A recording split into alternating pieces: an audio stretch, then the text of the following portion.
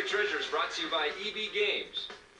Hey, I'm here at EB Games, and if you've been watching Electric Playground or Judgment Day for a long time, you probably know that I love Robotron. I'm a huge fan of Robotron 2084. Well, in 1996, Midway and a development company called Player One developed an update, a 3D update to Robotron. It's called Robotron X on the PC and PlayStation 1, and Robotron 64 on the N64. Now, the thing about Robotron that makes it so addictive, even in this updated version, is the fact that you never stop to breathe in this thing. You've got enemies coming around you from all different sides, and it gets very, very hairy, but luckily you have tons of firepower, and what makes this game so much fun is the fact that you can move with one side of the control and fire with the other. So you could be running in one direction and shooting in the other. Very fast action. They've added all kinds of power-ups to this game as well. So now you've got beams that split off in 4 ways. You've got sort of electromagnetic pulse things that shoot off in big sort of, big breadth of firepower that way. You also have flamethrowers. Very fun and worth checking out. Robotron X. All right, we're back, and we're going to switch now from the war sort of theme games over to a horror game. This is Silent Hill 3 from Konami for the PlayStation 2. What'd you think? Tommy? I'm being silent. I gotta say off the bat that the graphics in this game are probably some of the best I've ever seen on the PlayStation 2. Absolutely. Now, that being said, now that I got all the good points of the game out of the way, come on, there's let me tell you about more positive things to talk about than that. I am so sick and tired of these survival horror genre games. They can all, you know what they can do, and this one is no exception.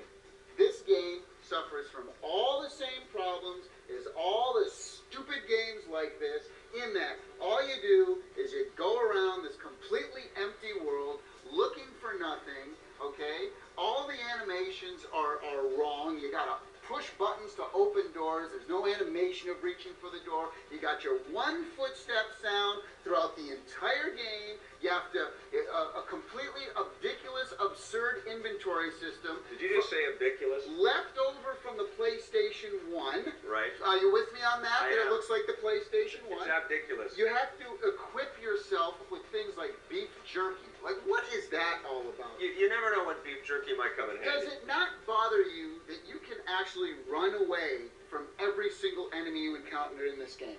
Oh no, there's a big giant guy with meat hands. Oh, run right around him. Goodbye, big meat hand person. What fun is this? It's twisted fun. And you trying to shoot them. I like that It's the game. You gotta kill the monsters. Why would you just the run by monsters are them? part of the puzzle. This is par for the course with the survival horror games. I agree they're with boring, you. Stupid. Well, if you start with that attitude, Which I did. well, guess what? What? You're not gonna have a good time playing this one because it is a survival horror game. So if this is just not your taste and not your genre, Right. stay away. But if you're do looking you for think- scary, immersive adventure games like the Silent Hill games have always provided, Then play the first two. no, Silent Hill 3 is a great addition to the I series. love Silent And Hill. it's very, very creepy, and it really gets on, under your skin. You're completely. Yeah, it gets under your skin because it's so annoying that they drop the ball in so many video game design places. Listen, I agree with you. There are problems with the engine for this game. It is very outdated. Outdated, but this game will creep you out. You can't play this in a party in a group. You gotta sit home alone with the lights off and play this game. I tell you why. You out. I tell you why it doesn't creep me out though. Why? Because they got that one really loud footstep sound, and that totally takes me out of the mood. So you're gonna basically boil it all down to the fact that the one footstep sound took you out of the experience. And the menu screens, and the animations, and the lack of enemies, and the control. All right. So what are you gonna give Silent Hill 3? What did you think of this one? A 10. You give it a 10 out of 10. Well, it's a 10. Perfect game, It's pretty a much. You loved perfect- everything about it. No, I'm going to give it a 6. I gave it a 7.5. I like Silent Hill more than the Resident Evil games now.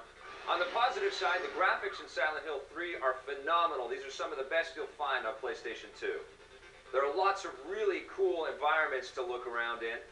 And if you're a fan of survival horror games, you're going to find a lot to like in this one. These monsters are going to creep you out.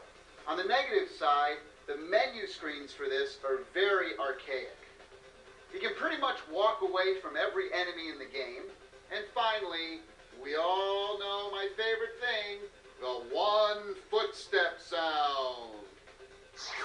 Today on Judgment Day, we took a look at Return to Castle Wolfenstein Tides of War for the Xbox. This is an awesome Xbox Live online game. You gotta try it online, but Tommy couldn't stand the little tiny foot in the kick animation. Also on the Xbox, we looked at Brute Force from Microsoft. This is a great looking action game with very cool characters, but this game screams out for some Xbox Live support. On the GameCube, we looked at Conflict Desert Storm from Gotham Games. This was a surprisingly enjoyable and very deep game, but it's got some clunky controls and some dated graphics.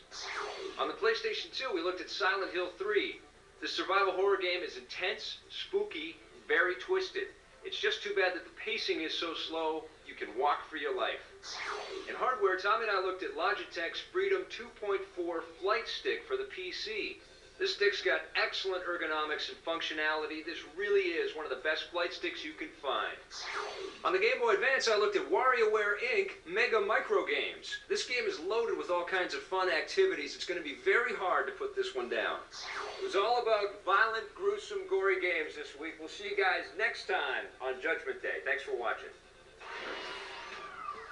I'm prepared. Yeah. I just talk about poo and pee. And everybody laughs at me and thinks I'm cute and funny. Well, you do. He's got to actually research these things, say intelligent things. Me, I just get away with making fun of him.